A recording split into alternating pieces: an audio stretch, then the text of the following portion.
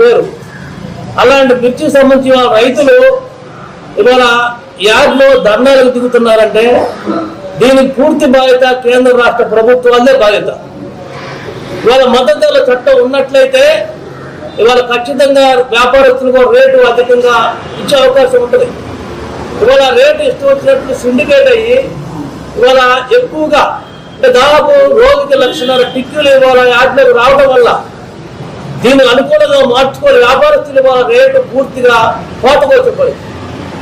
మరొక పక్కన మచ్చు పేరుతో దోపిడి, మరొక పక్క కమిషన్ 2 రూపాయలు తీసుకోవాల్సిందే 4.5 రూపాయలు.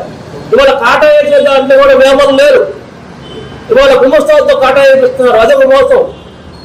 అంటే ఇవాళ టోటల్ గా మిర్చి అంటే మాయబజారుగా మారిపోయింది.